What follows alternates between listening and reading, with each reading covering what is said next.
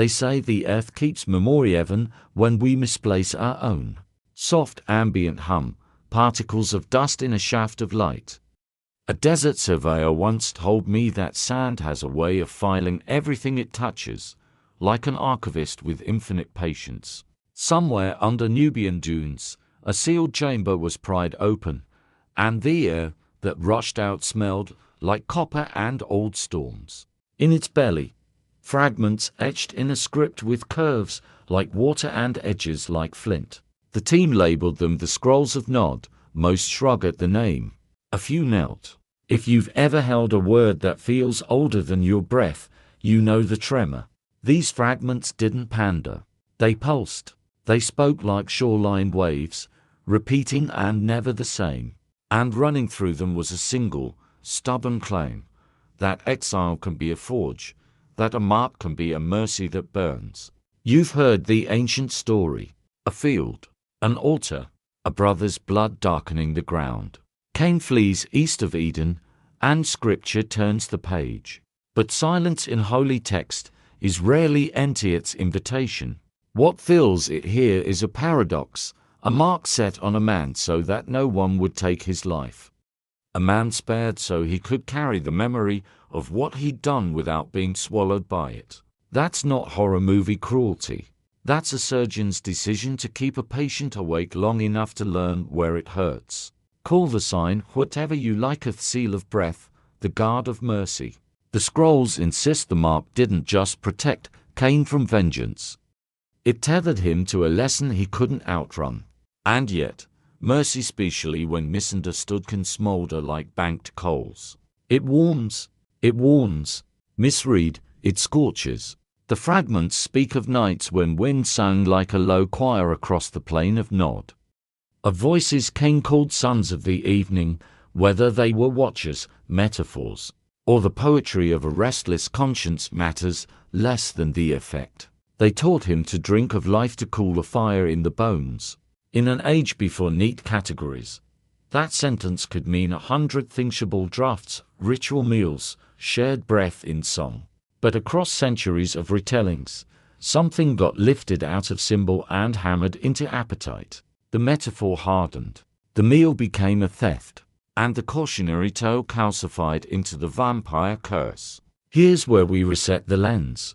Africa, Nubia, Ethiopia's not a shadowy periphery here. It's a lit doorway. The Nile Valley carried rites of renewal that treated blood and breath as Sig's language about life, not loot to be taken from someone else. The Ankh looped cross wasn't an invitation to hijack immortality. It was a reminder that life is a gift to be stewarded. The moment symbols are pulled down from heaven and squeezed into tools of control, we swap adoration for appetite. We stop offering and start taking. Supercut, carved lunar calendars, irrigation channels, a mother's hand on a child's chest rising with breath. The scrolls describe moonlight as borrowed fire. The moon has no furnace of its own, it reflects. That's more than astronomy, it's theology. Humans are reflectors. We shine best when turned toward the source. Turned away, we learn to counterfeit, attaching glints in our hands and pretending we made the light. That's what the early sons of the evening cults forgot. Not monsters, not yet, just people trying to bottle dawn. Now, about the mark that history mangled. For centuries, men who feared what they wouldn't study tried to paint a people with Cain's shadow. They called a skin a sin. But the text never gives them that license. The mark protects life, racism steals it. The mark preserves a sinner for repentance, racism prosecutes the innocent. One is mercy with teeth. The other is a lie with paperwork. The paradox remains. Cain is kept alive with his memory intact. Imagine that as a societal mirror. What if the worst thing for our collective future isn't punishment or mercy, but amnesia? What if the mark is a divine refusal to let us forget what we do to each other? The city of Nod. The fragments say, learn to breathe at night. Crops were tended in cool hours. Wine towers drank dew. Blue flames licked wicks without smoking. They hacked endurance out of darkness. Marvel at the ingenuity it let the caution sit in your throat. You can build without healing. Cities can solve everything but the ache they're built around. Nod learned the grammar of survival and forgot the language of surrender. And yet, because the image of God is stubborn, it hid saints. They fasted in shadow. They sang psalms into the rock. They stored breath of mercy in jars at dawn. These children of twilight, heretics to their own, believed you could carry thirst without feeding on another's life. Their vow, restraint. Their doctrine, remember. So we begin where dust remembers and mercy smolders. We will meet Lilitu the healer and watch how medicine becomes magic when hands grow hungry. We'll read blood as a mooring, not a beverage, and learn why altars are meant to give life, never take it. We'll listen to a choir in a city that never sleeps, and we'll travel with cartographers who traced repentance along rivers and stars. And at the end, we'll stand with a very old man who writes in a shaking hand, "The thirst is not my punishment. It is my reflection." If that line stings, it should. But pain, properly named, is an exit. If the moon is borrowed fire, mercy is borrowed dawn. Let's turn toward it. Mercy, when it's doing its job, rarely looks like a soft pillow. More often it looks like a bright line we don't cross, a fence around a cliff, a heat that cauterizes so the wound can stop singing its red song. The scrolls called the sign on Cain the seal of breath, not a sentence, but a stay, a way of saying, you must keep living long enough to learn how to live. There's a too easy story we tell about consequences. It goes like this: the bad thing happens, punishment falls, story ends. But the old fragments and the older scriptures insist on a messier truth. Sometimes the worst thing that can happen to us is immediate closure. Sometimes we need the long corridor, the echoing hallway between failure and transformation. The mark is that hallway etched on a body. I've heard people try to argue the mark into a weapon wielded against whole peoples, as if pigment were proof. It was never that. The text itself is plain. The sign prevented more blood from spilling, it did not license it. If you try to drag the mark down into a justification for hate, you invert its function. The mark was God pulling a handbrake on violence. Racism is the foot on the gas. Call it a paradox if you must. Mercy that burns. It's the paradox anyone who's survived their worst day knows by heart. You deserve the full collapse, but collapse doesn't arrive. Instead, a bracing weather moves in, and you're made to walk. Days stretch, memory follows. You're kept from the easy oblivion of being done. Why am I still here? You ask at 11 a.m. Because sometimes the lesson requires a length of daylight that can only be bought with breath. Across the Nile Valley and the highlands, people learn to ritualize that insight. Rites of renewal treated blood as a word, not a weapon. Breath as a commons, water as a returning. The Ankh wasn't a hack for immortality, it was shorthand for stewardship. The symbol said, you hold life the way you hold a child, firm enough to keep them safe, open enough to let them grow. What happens when we misread mercy? We either turn it into permission, or we turn it into shame. Permission says, no need to change. Shame says, no way to change. Mercy says, you are not done. The seal on Cain closes the door on revenge and opens the door on apprenticeship. He becomes a student of consequence with a body that keeps showing up for class. If you've ever done the slow repair, apologized beyond the first day, replaced what you broke, learned to breathe around the ache you caused, you have lived under a similar seal.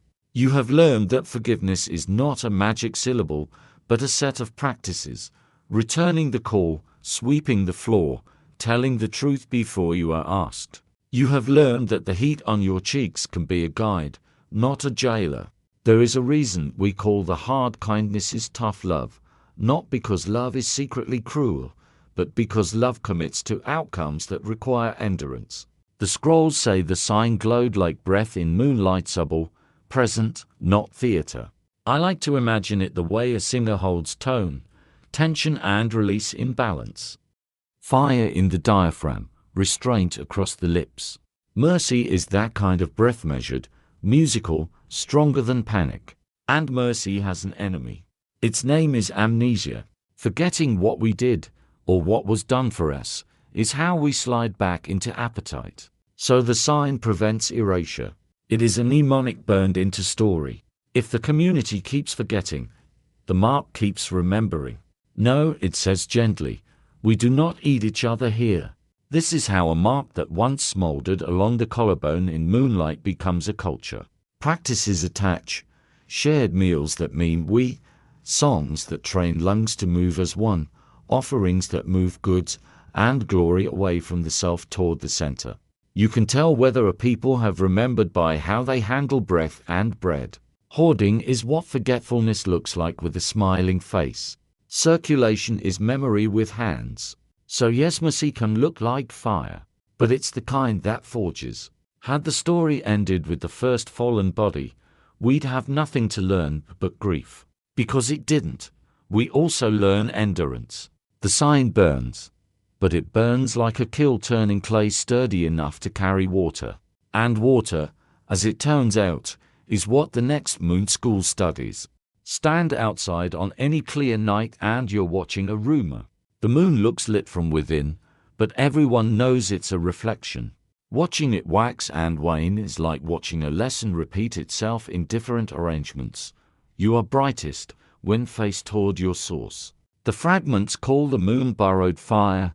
It's a phrase so clean you can build a life on it. That which lives by reflection must keep turning toward what it reflects. Lose that posture, and you begin to counterfeit. The earliest moon schools those evening gatherings under a red eclipse, the hush of people listening for the world's metronome mastered as education.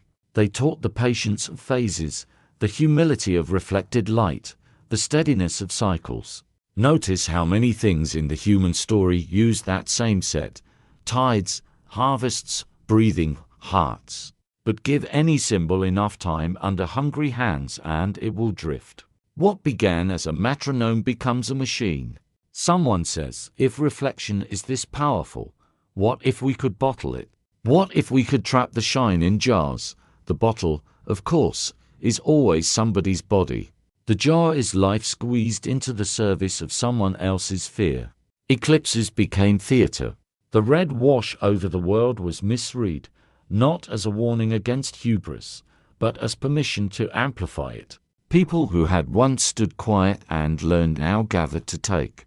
They mistook the moon's patient borrowing for an accessible battery. It wasn't malice at the beginning, just the oldest human temptation. Replace dependence with control. Even now we're susceptible. We take good things, rituals, leaders, communities, and, instead of letting them point us beyond themselves, we demand they become sources.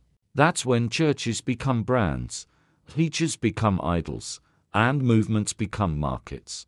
The moon keeps reflecting, but we start worshipping the mirage we've made of it. There is an antidote, and it's older than the temptation. I once watched a grandmother teach her grandson the names of the phases. She didn't have a chart. She had a porch and time. Now it's a bowl, she said, when it was a crescent. Now it's a bidden coin, when it waxed more. Now it's a plate for a feast. She wasn't being cute.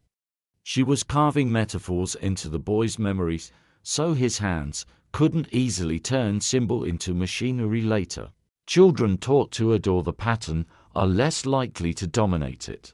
That's moon school, at its best, cateism against control. You stand under something larger than your appetite and you let it teach you to be humble. It's not that the moon is sacred, it's that your posture is. Which returns us to borrowed fire and borrowed breath. The scrolls say the sons of evening taught Cain to drink of life, a phrase that held a dozen meanings before it was narrowed into one. In one hand were drafts that cooled the body, in the other were songs that reorganized breath, borrowed fire for a restless soul. But the drift was always near. Borrowing became harvesting. Harvesting became hoarding. And someone would always call hoarding faith. To interrupt that slide, you build practices that force reflection back toward its source. You write prayers that say not I am light, But I am lit. You structure communities where gifts flow outward, where leaders pour themselves into the circle instead of drawing the circle into themselves. You set your calendars by a sky you cannot coerce. When people ask me how to tell the difference between a healthy right and a predatory one, I tell them to watch for where the light points. If everything points inward toward a person, a brand, a personality, a product, moon school has rotted. If, after singing or silence, people are more generous, more unafraid, more ready to carry each other's breath, then the borrowed fire has been honored. And of course there were healers within those moonlit rooms who understood all of this. One of them has been slandered for centuries. She deserves her name back. Say her name slowly, without the hiss people add when they've been taught to fear women who know things. Lilitu, wind in a reed, syllables like leaves. The fragments remember her as a woman of the wind who knew the pulse of the earth, hands stained with chlorophyll and prayers. The kind of person who can glance at a face and know which tea to brew. She came to Cain in the wandering years, the scrolls say, when the heat in his bones outran the shade he could find. She taught him ordinary miracles, how bitter things can cool, how chanting can steady the animal that breath rides, how water can wash panic into patterns you can survive. None of this is witchcraft. It is attention practiced long enough to look like magic to the unpracticed. There is an old rule that should be carved over every doorway where power passes.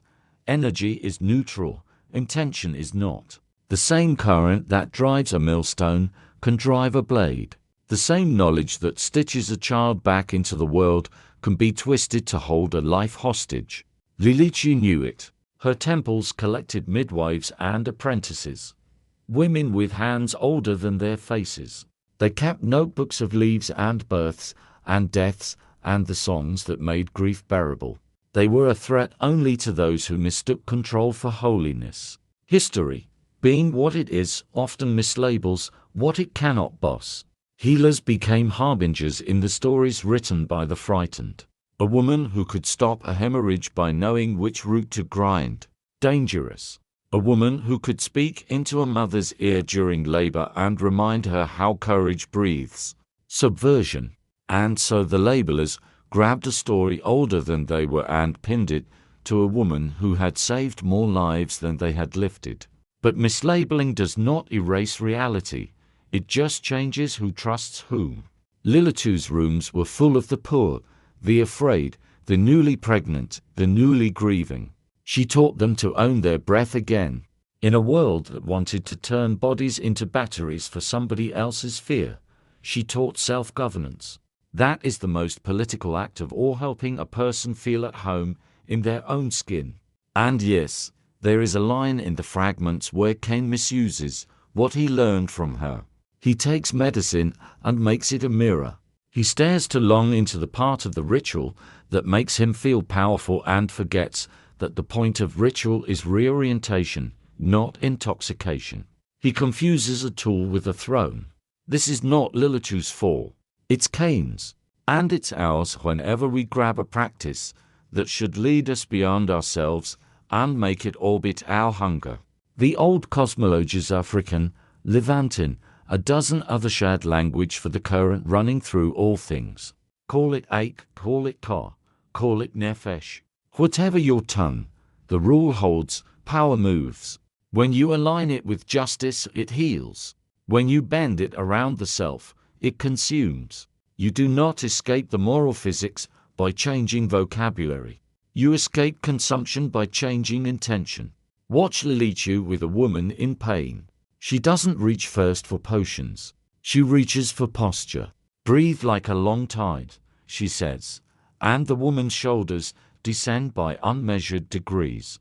Only then the herbs. Only then the song. Only then the water.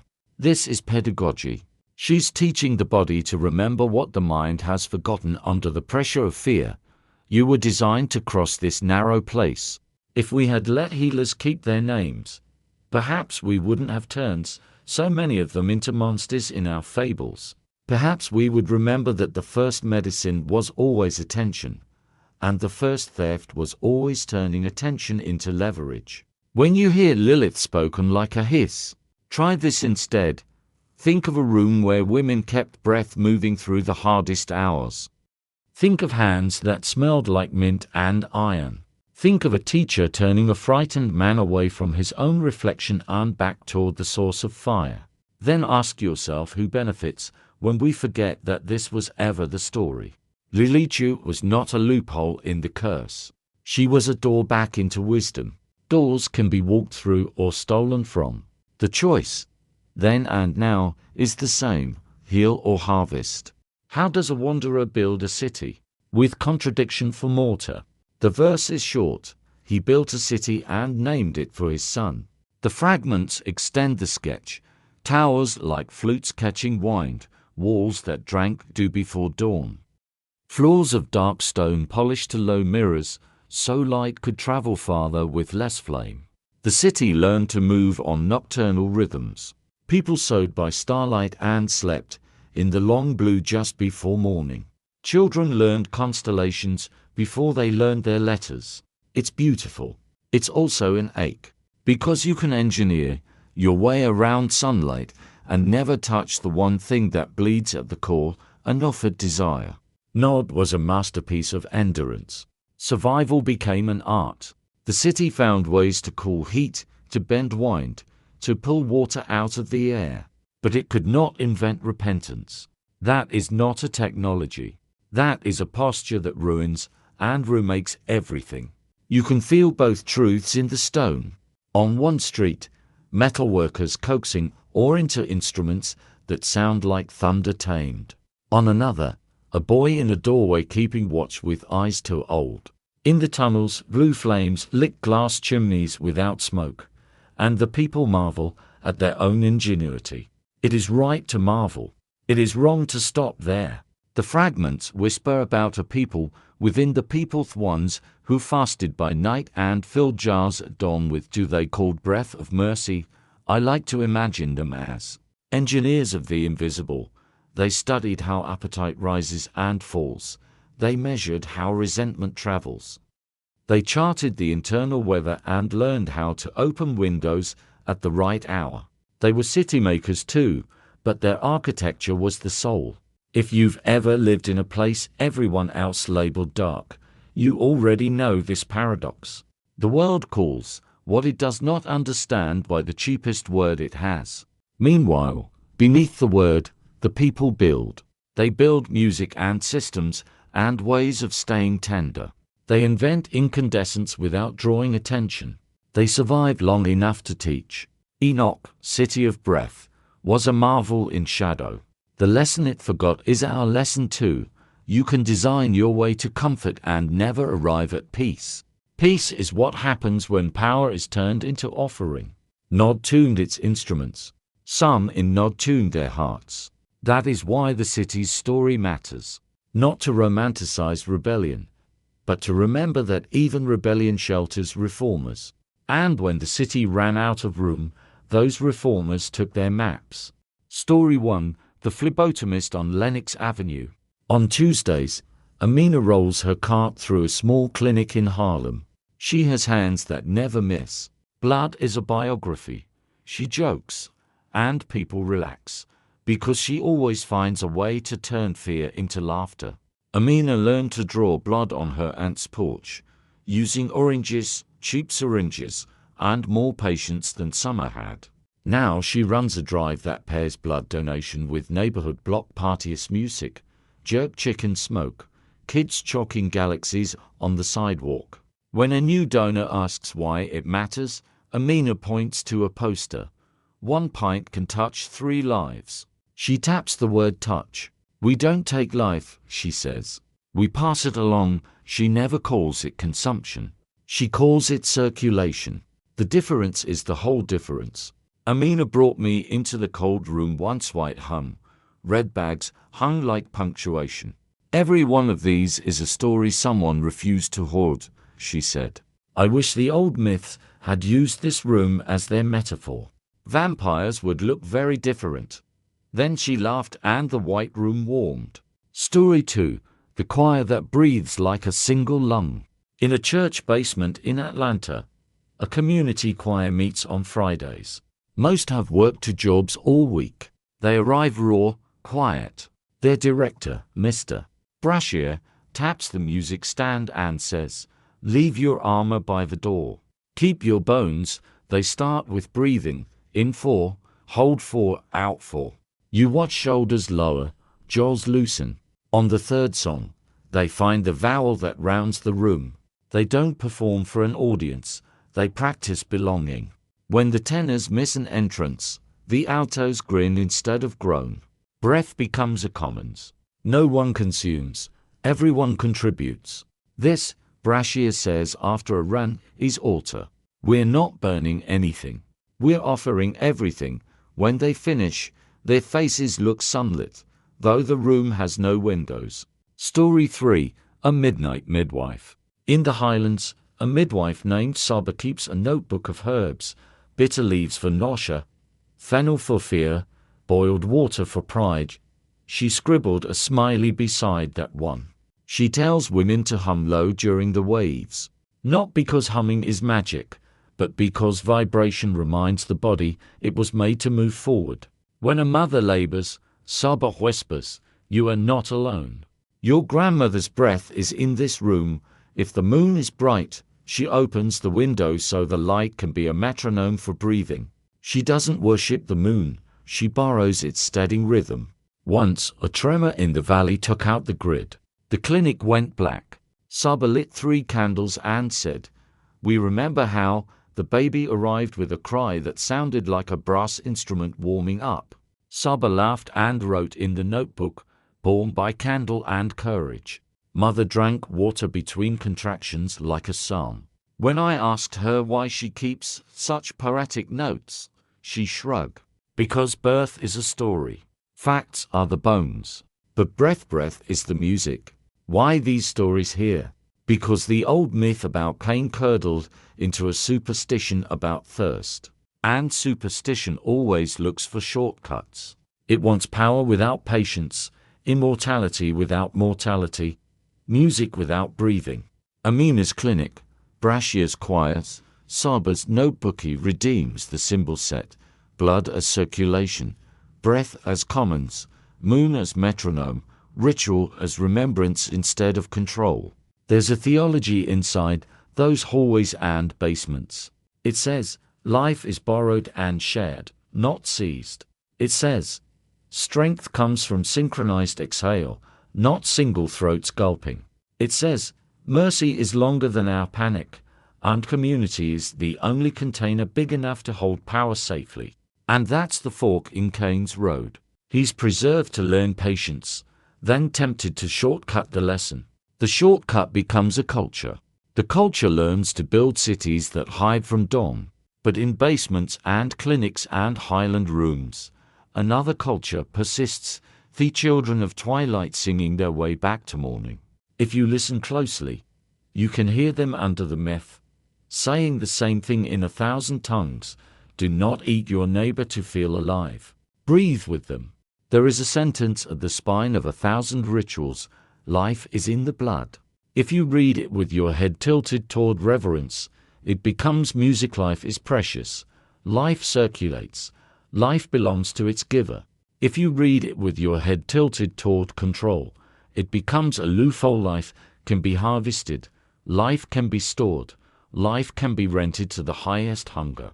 The city of Nod learned a dangerous halfway. They treated blood as archivate river where memory, meaning, and power flow together. Beautiful, true in its way. But if you treat an archive as a pantry, you will begin to eat your history. That is what consumption does. It confuses inheritance with inventory. Covenants use blood as language, a sign pointing beyond the body to fidelity. Predation uses blood as leverage, a substance pointing toward the self as source. The difference is not small. One says, we belong to a story larger than appetite. The other says, appetite is the only story. It's easy to scoff at literalism until you notice how often we practice it in other registers. We consume people's attention as if it were inexhaustible. We drink from their time as if it were a fountain. We talk about talent pipelines and mean living humans. We turn metaphors into extractions, and then we're surprised when the room grows faint. There is a reason the best rites are offerings and not harvests. Offerings remind the self it is not the center. Harvests, vaguely aimed, teach the self that the world is a shelf with our name on it.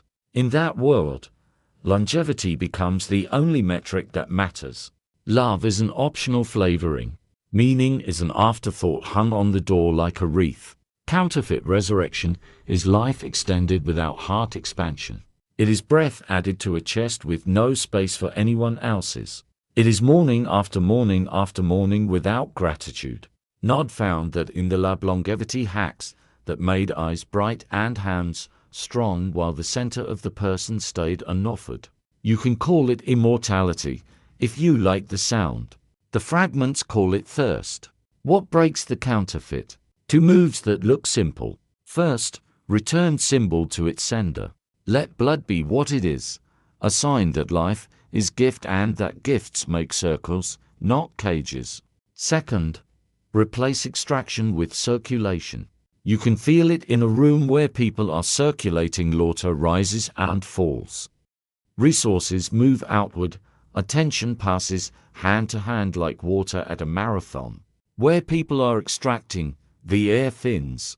If blood carries memory, then our task is not to drink it, but to remember well, names before roles, stories before statistics, debts paid forward instead of collected with interest.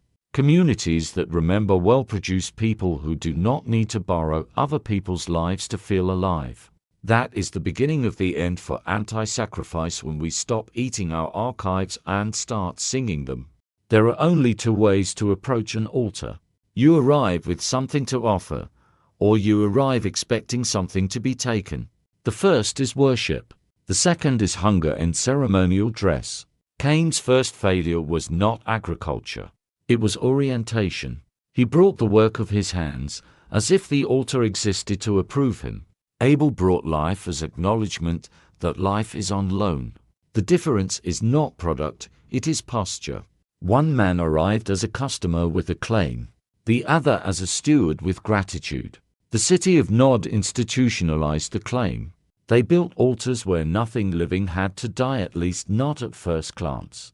No lamb on the stones, just scars on the wrist and cup unchant. We give and we take back, they sang, and you can hear the hinge squeak, managing the divine.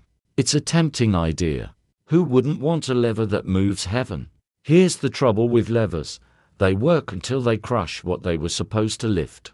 An altar that turns into a mechanism makes monsters out of hunger. It teaches people to think of life as a balance sheet they can manipulate with the right inputs. Do this, get that.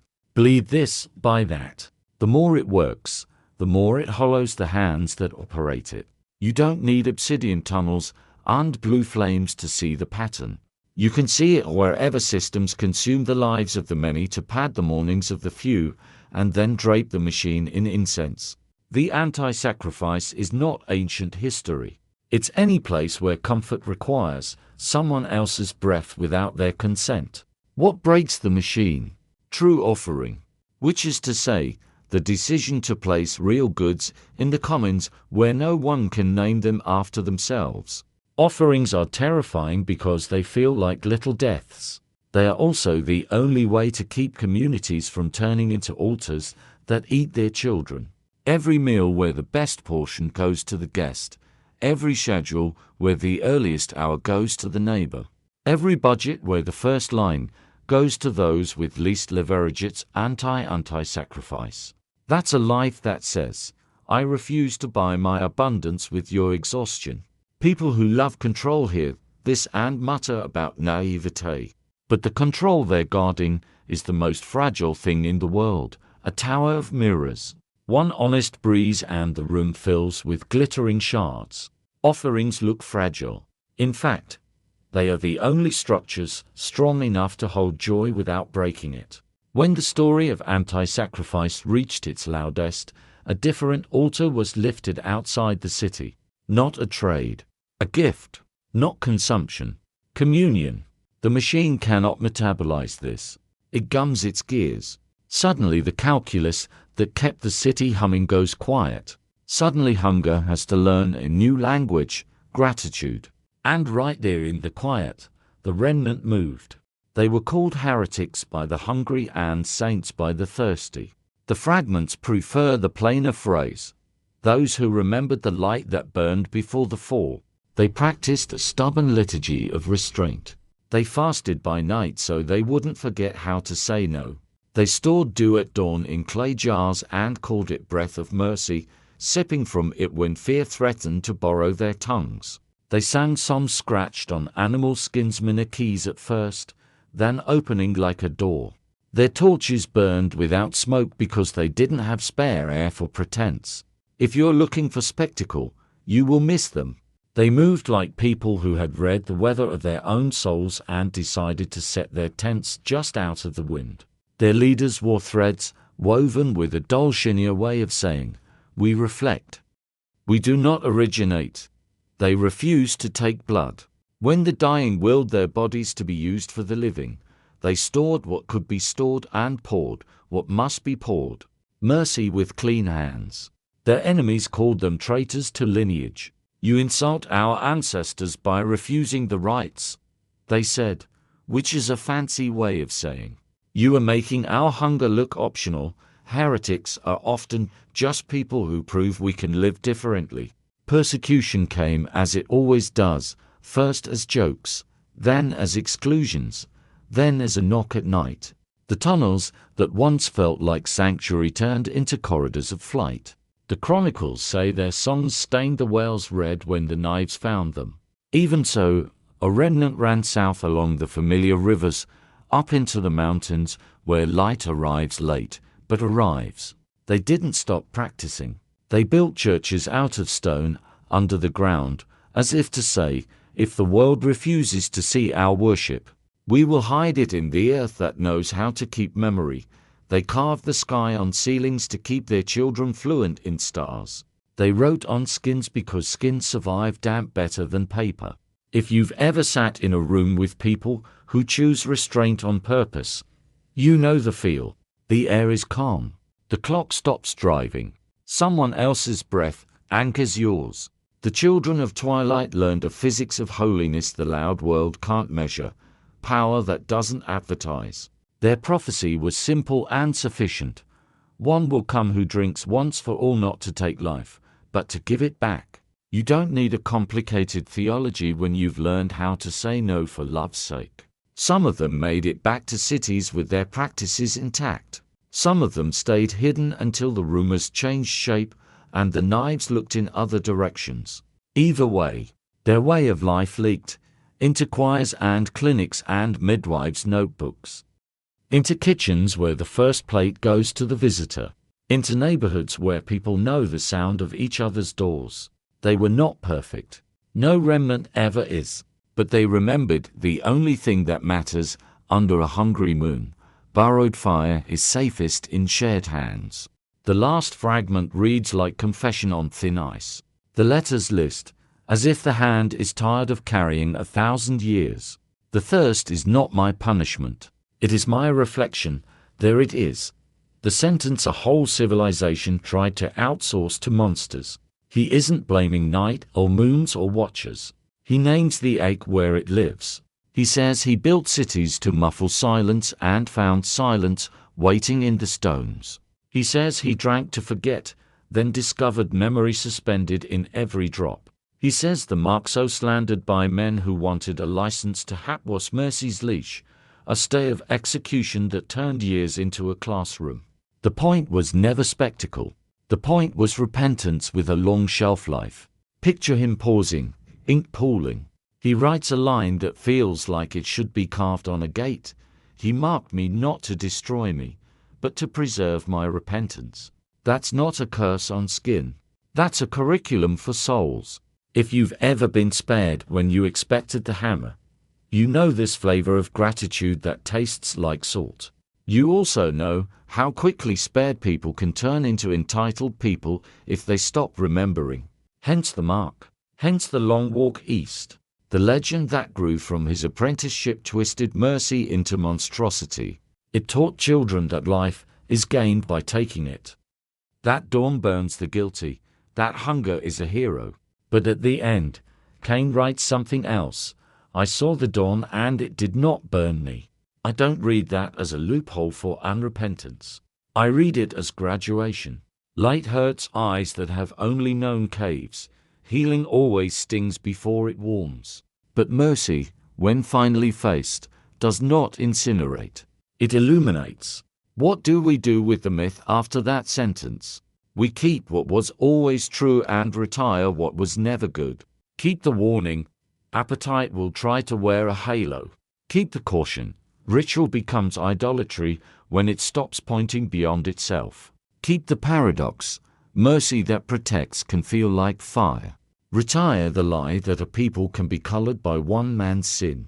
Retire the theater where power drinks life and calls it worship. There's a reason blood remains the best metaphor. It circulates or clots. It carries oxygen or starves tissue. It remembers where it's been and where it needs to go. Communities either learn to circulate lyphosource, attention, courageous they clot around fear and scarcity until limbs go numb.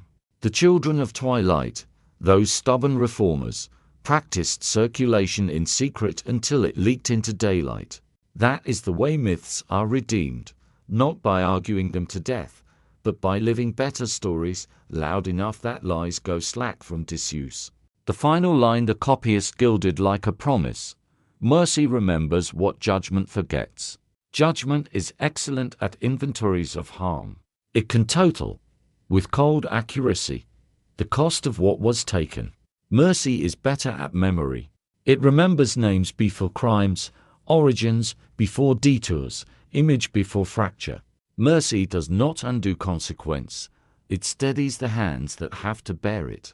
You can hear the pastoral implication begging to be spoken plainly. If you were taught that your breath is suspect or your skin is a sentence, you were sold an error with a priestly tone. The dawn does not burn you. It reveals you. If you were taught that power must nibble the edges of other people to feel alive, your diet needs changing. Try circulation. Try quiet air. Try gifts that travel farther than you could. The camera pulls back from the table to the door to the desert. Night is thinning. The moon hangs like a closing parenthesis. On the horizon, a new bracket opens in rose and gold. The lens finds a scar in the sand trench where the chamber once hid. It looks like a healed wound. Maybe that's the last metaphor we need. A world where memory doesn't vanish, it closes. Not forgotten. Completed. We walk out squinting, and for a foolish, wonderful moment we do not feel afraid of mourning. Maybe this is what Cain meant. Maybe this is what mercy remembers.